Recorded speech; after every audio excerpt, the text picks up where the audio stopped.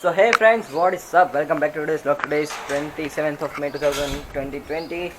दोपहर के 1:30 मेरी अपॉइंटमेंट है हेयर कटिंग की। तो अभी मैं जा रहा हूँ इतनी धूप में साइकिल लेकर, क्योंकि कोई भी व्हीकल फ्री नहीं है अभी। इतनी धूप में जाना तो पड़ेगा ही, क्योंकि 3 बजे सब कुछ बंद हो जाता है।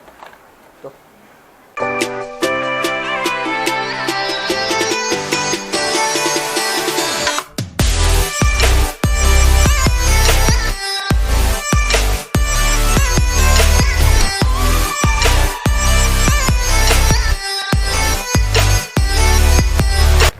अभी 2:30 बज चुके हैं, हेयर कटिंग हो गया है, लेकिन अभी मैं शो नहीं करूँगा क्योंकि जल्दी से मुझे घर पहुँचना है। घर पहुँच के मुझे हेयर वॉश करना है, उसके बाद जल्दी से प्रैक्टिस करनी है। तो बाकी का सब कुछ बाद में। और अभी इस कैमरे में थोड़ी सी बैटरी भी कम है, तो जल्दी से घर पहुँचना होगा ताकि ये कैमरा चार्ज हो जाए। और शाम को वापस इस साइकिल की साफ़ सफाई भी करनी है। अच्छा हुआ थोड़ी सी दूर है, तभी याद आ गया कि इस कैमरे का कवर जो था वो मैं उस शॉप पर ही भूला है। तो अब मैं वापस जा रहा हूँ। अच्छा हुआ 100 मीटर से आगे गया था तभी याद आ गया, वरना तो वापस आना पड़ता है इतनी धूप में। चलो वापस लेने जाते और वापस कर जाते हैं।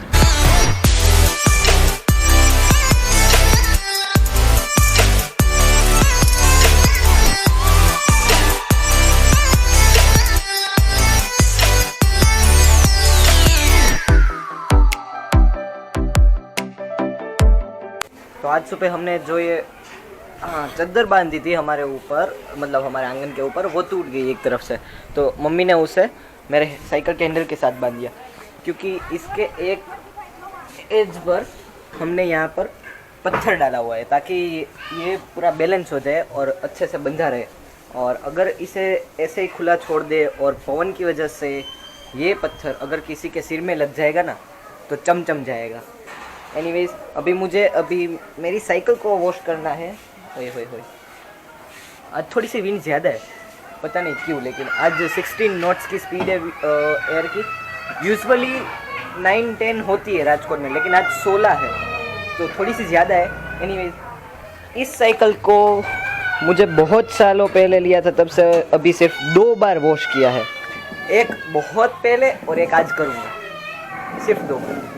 मैं कभी वॉश ही नहीं करता हूँ मेरी साइकिल को, क्योंकि बहुत आलस आती है। लेकिन आज अंदर से ऐसा फील हो रहा है कि मुझे आज मेरी साइकिल को वॉश करना चाहिए और पूरा मेंटेनेंस करना चाहिए। तो मैं इसकी पूरी वॉशिंग करूँगा आज। और हाँ, बाय द वे, आप लोगों ने मेरा ये न्यू लुक तो देख ही लिया होगा ना।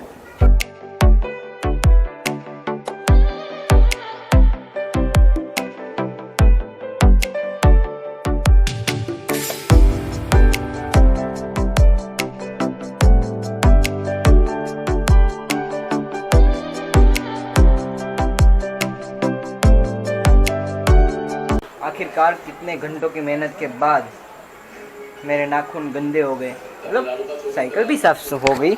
इसके पूरे एक पुर्जे में, हर एक पुर्जे में मैंने अपने नाखून घुसा के साफ किया है। तो अब ये तो बोलना ही मत कि अब भी साइकिल गंदी लग रही है, ये वो तूने अच्छे से साफ सफाई नहीं की है।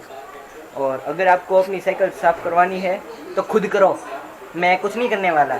मैंने इतने सालों में सिर्फ 2 बार साइकिल साफ की है। एक बार तो मेरे दोस्त ने साफ कर दी थी, पाए है। उससे ज़्यादा अच्छा कुछ लगता ही नहीं है जब आपका काम आपका दोस्त कर दे, कितना मज़ा आता है। लेकिन आज तो मुझे सब कुछ करना ही पड़ा। 64 डेज़ हो गए लॉकडाउन के, लेकिन पहला ऐसा काम है जो मुझे लगता है कि मैंने सही किया। सही है, बहुत सारी मेहनत करनी पड़ी। इसे पहले पानी से पूरा धूल मिट्टी जो थी उसे साफ़ किया, उसके बाद उसे पोंछा, क्योंकि इसमें बहुत सारा जो नहीं चाहिए ऐसा ऑयल था जमा हुआ, उसे निकाला। उसके बाद मेरी साइकिल में अगर मैं ब्रेक नहीं लगा रहा हूँ फिर भी ब्रेक घिस रही थी, जो कि अच्छा नहीं है। रिंग जो होती है उसमें डैमेज करता है।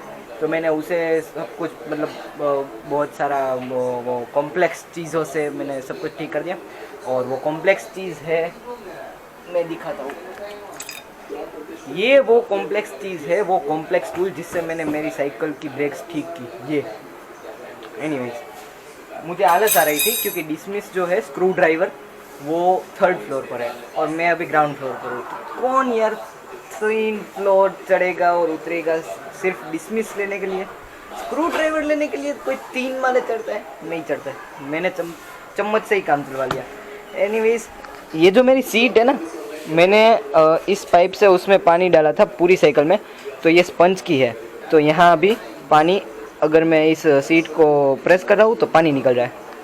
मतलब कि अभी इसे थोड़ी देर तो सूखने देना ही पड़ेगा, क्योंकि अगर मैं अभी राइड लेने जाऊँगा टेस्टिंग की, तो आप सोच सकते हैं कि मेरा क्या क्या गीला हो सकता है।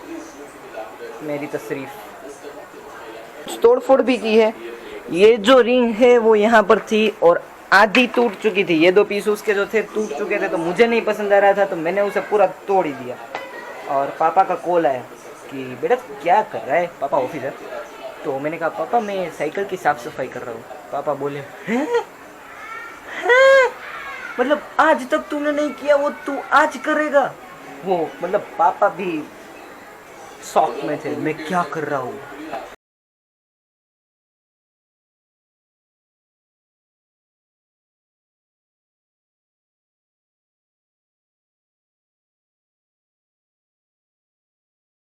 तो अभी जो फुटेज थी उसमें रीना दीदी ने हमारे सोसाइटी में जो स्नेक निकला था उसे कैप्चर करके एक डिब्बे में डाला। उसके बाद मुझे भी दिया उन लोगों ने हाथ में पकड़ने के लिए, तो मैंने भी पकड़ा था। मतलब वो एक्सपीरियंस ना मैं बयां नहीं कर सकता, क्योंकि वो बहुत ही अमेजिंग होता है। आप किसी स्नेक को जब आप अपने हाथ में पकड़ते हैं तो एक अलग ही फीलिंग होती है। सो एनीवेज, अभी 1:30 बजे स्पेस एक्स एंड नासा का फाल्कन 9 का लॉन्च है। तो मैं वो लॉन्च देखना चाहता हूँ, तो अगर मैं घर में बैठा रहूँगा तो मुझे नींद आ जाएगी और मैं सो जाऊँगा। तो अभी मैं 1:30 बजे तक करूँगा साइकिलिंग, मतलब कि अभी 15-20 मिनट है तो उतनी देर साइकिलिंग करूँगा, क्योंकि आज अच्छी सी सफाई की है तो एक राइड भी हो जाएगी, टेस्ट भी हो जाएगी और टाइम पास भी हो जाएगा, नींद नहीं आएगी। और उसके बाद सुबह 7 बजे उठना है। मैंने बोला था कि 1:25 को फाल्कन 9 स्पेस एक्स का जो एयरक्राफ्ट है उसका लॉन्च था कैलिफोर्निया अमेरिका से शायद, क्योंकि मैंने ऐसा ही सुना है, मुझे कोई प्रॉपर इन्फॉर्मेशन नहीं है कि वो कहाँ से था, लेकिन नासा और स्पेस एक्स का एयरक्राफ्ट सॉरी स्पेस क्राफ्ट था, वो लॉन्च होने वाला था। 1:25 पर मैंने देखा तो वो 40 मिनट्स था, T-40 मिनट्स। सोचा कोई बात नहीं, चलो इतना जगह है तो थोड़ा सा जगह लेते हैं। उसके बाद जब T-16 मिनट एंड 53 सेकेंड्स थे, तब उन लोगों की जो रिवर्स काउंटडाउन की वॉच होती है वो स्टॉप हो गई। मैं, मेरा भाई और मेरे अंकल जो थे वो लाइव देख रहे थे। हम लोग मजाक कर रहे थे कि देखो इन लोगों की बैटरी ख़त्म हो गई घड़ी की, कोई बात नहीं, वो लोग अभी नई बैटरी लाकर डाल देंगे तो सब कुछ ठीक हो जाएगा, वापस से चलने लगेगी। लेकिन हम सब बोल रहे थे कि अभी बैटरी कहाँ लेने जाएंगे वो लोग, लॉकडाउन है। तो एनीवेज, हम लोग क्या थे, थोड़ी सी मस्ती के मूड में थे, तो हम लोग कमेंट्री नहीं सुन रहे थे। उसके बाद सुना तो यह पता चला कि उन लोगों के वेदर में कुछ प्रॉब्लम था, तो उन लोगों ने जो टेक ऑफ था वो कैंसिल कर दिया, मतलब पोस्टपोन कर लिया। और अभी के लिए उन लोगों ने सिर्फ यही बताया है कि जो कुछ भी प्रॉब्लम था वेदर में उसकी वजह से वो लोग अगर टेक ऑफ करते तो उन लोगों के स्पेसक्राफ्ट को थोड़ा सा नुकसान हो सकता था और वो थोड़ा सा डेंजर था, तो उन लोगों ने अवॉइड कर दिया अभी के लिए। तो अभी के लिए इन्फॉर्मेशन उन लोगों ने ये दी है कि नेक्स्ट सैटरडे को 3:22 PM को वापस से उसका लॉन्च होना है, लेकिन अमेरिकन टाइम के हिसाब से, इंडियन टाइम के हिसाब से नहीं। तो आप कैलकुलेट कर लेना कितना होता है, तो मुझे भी नहीं पता है, मैं भी कल सुबह उठकर कुछ करूँगा।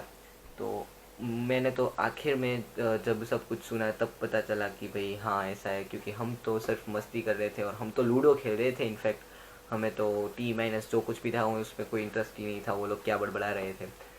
तो वैसे ही सब कुछ पता चला कि चलो अब अबॉर्ड हो चुका है, तो मैंने सोचा देखो यार, हर बार ऐसा होता है कि लॉन्च होता है, फेल होता है, सक्सेसफुल होता है, लेकिन अबॉर्ड होने के बाद वो लोग एस्ट्रोनॉट को वापस कैसे निकालते हैं ये मैंने कभी नहीं देखा था।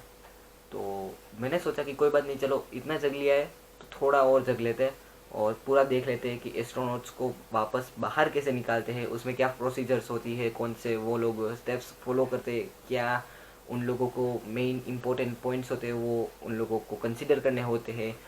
तो वो लोग बहुत अच्छी तरीके से हमें एक्सप्लेन कर रहे थे। इनफैक्ट अगर आप वो देखना चाहें तो नासा की जो वेबसाइट थी, सॉरी वेबसाइट नहीं, वो यूट्यूब चैनल थी, तो उसमें मैंने लाइव देखा था। शायद उन लोगों ने वो वीडियो रखा होगा आगे के लिए, मुझे पता नहीं है, क्योंकि जस्ट अभी भी एंड हुआ है वो वीडियो, तो वो लोग आगे कुछ टाइम के लिए 24 घंटे के लिए या फिर वो रखेंगे, कुछ नहीं पता है, आप जाके देख लीजिए। तो वो लोगों ने बताया कि इस तरह से सभी स्टेप्स को फॉलो करते हुए वो एस्ट्रोनॉट को वापस बाहर निकलते हैं। तो ये मेरा फर्स्ट एक्सपीरियंस था जब मैं देख रहा था कि एस्ट्रोनॉट्स को बाहर किस तरीके से निकल जाता है, क्योंकि एक बार एस्ट्रोनॉट्स को अंदर डाल दिया स्पेसक्राफ्ट के अंदर, फिर वो लॉन्च हुआ, वो ISS में पहुँचे, वापस आए, ख़त्म। लेकिन कभी ऐसा अबोर्ड होते हुए मैंने नहीं देखा था।